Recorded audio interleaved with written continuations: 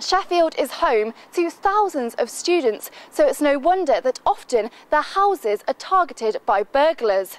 But police have recently said that there has been an increase in the number of burglaries. So Forge TV brings you the latest advice from landlords and from the Students' Union. But first, we hear from some students who have been burgled to find out just how easy it can happen to anyone. Jade Coulon's house in Crooksmoor was burgled when she went out with her housemates to the Students' Union one night.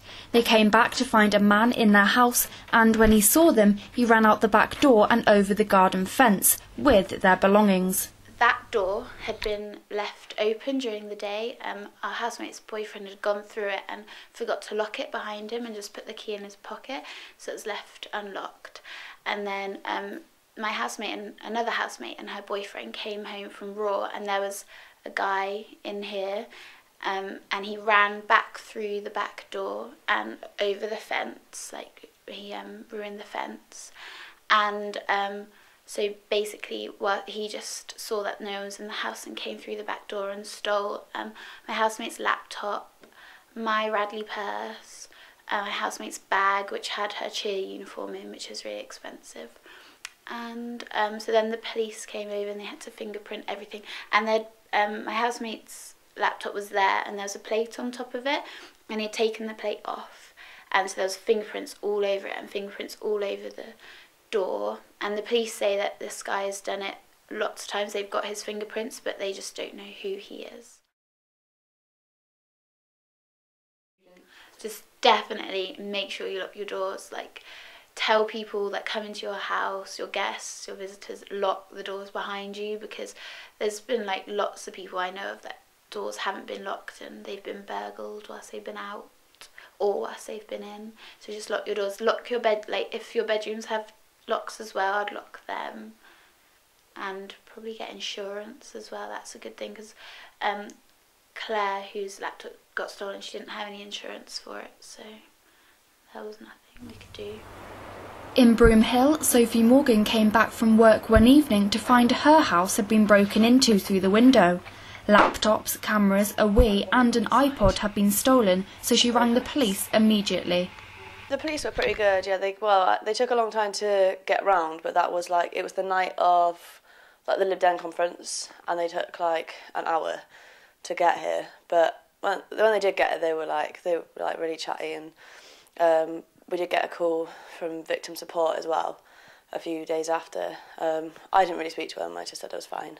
But my flatmate, she requested these like window alarm things. We have not put them on yet because we've not quite figured out how to do it, but so yeah, they were pretty helpful. My landlord, I've never actually spoken to my landlord. We do with the letting agent, and they were pretty good actually. Like, they sent someone around the next day, and we didn't fix the window straight away because it wasn't fixable, but he sort of just drilled it shut so no one could get in. And then I think the next day they emailed and said that they were going to replace the window. So that was about a week for the window to be made, and we got a new one already. So that was like just over 2 weeks ago. So yeah, they've been pretty good. Like they wrote me a letter to give to my insurance to say that they responded to it and replacing the window and stuff like that. So they've actually been pretty good. I think the definite thing to do is have contents insurance, and like have your laptop covered, because I did, and my flatmate who had the laptop taken, she did, but then my other housemate who had the Wii taken, she didn't. So like it was only a present, so it's not like she's lost out on any money, but still like it's a bit annoying. Like she only had it for Christmas. She had a Wii for like 2 months, and now she hasn't got one. What the police did say is, like, because Ashley's in the front bedroom, like in like my flatmate in on the main street, and like the curtains would have been open and her laptop would have been on like just on clear display on the desk by the window. So I think I'd probably be more careful about where we leave things, because my camera was taken, that was just on the arm of the sofa, like right next to the window. So I think sort of just keep your valuables out of sight and don't be an easy target, I guess. One student landlord in Sheffield, who looks after 15 houses in the Crooks and Crooksmoor areas, said there are simple things students can do to help prevent people breaking in. You obviously need to make sure you've got decent locks on the houses, but unfortunately, in my experience, most break-ins are actually through unlocked doors. Sadly, in the last 2 years, I've had 2 incidents of houses that have been targeted, and on both cases through an unlocked door. There are people out there that will go around maybe with a handful of takeaway leaflets that they've picked up. They'll go around pretending to put a leaflet through the door, try the door handle while they're there.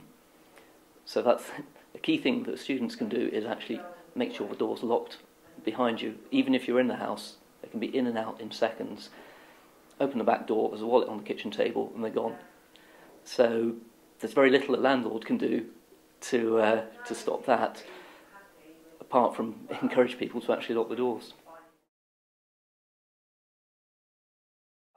Making sure that if you've got a burglar alarm, you use it. So if everyone's in the house, it's really easy to not know if people are in, out, and not use it, but just have a tally chart by the door of when people are in, out, round about, and then you can make sure that you get it on when everyone's not in the house. And making sure your house doesn't look too much like a student property. So if you've got beer bottles lined up all against the windows and it's really obviously a student house, then actually that's something that will make you more likely to be targeted. And maybe speak to your landlord about letting boards. If you've still got a letting board on your house and it's been let, it shouldn't be there and it's putting you more at risk. So speak to your landlord about getting that taken down.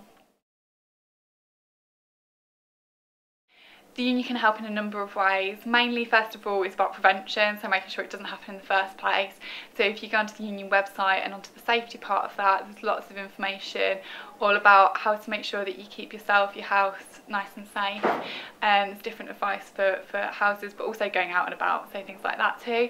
And then in terms of if you have been burgled, it's important that you're aware that if you've gone into financial hardship because of things that have been taken from you, then you can speak to someone in the advice centre who can help with kind of hardship funds, temporary loans that will tide you over while this is being resolved. And if you're suffering from any kind of emotional or personal distress after being burgled, which is quite a traumatising experience for some people sometimes, it's important to remember that the university is there for you, and there are things such as the counselling service. You can make an appointment to see someone there, even if it's just for one session. It can be really helpful, so make sure that you're looking after yourself in that way. But if you do need any advice or help, or need somewhere to go first, if you pop into the advice centre, they can always direct you to the best places to be able to support you.